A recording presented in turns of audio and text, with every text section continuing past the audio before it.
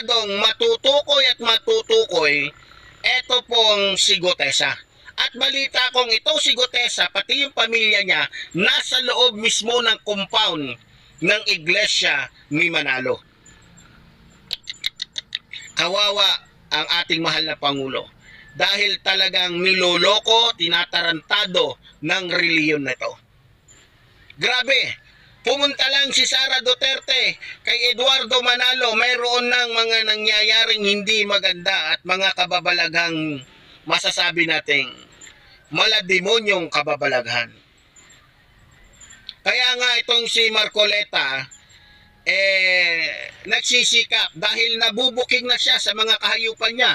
Lalong-lalo na doon sa pangako niyang hindi pala 20 pesos, sa Pangulo pala natin yun na natupad na. Yung 2,000, si Boy 2,000 at itong si Boy Gismil, anak ng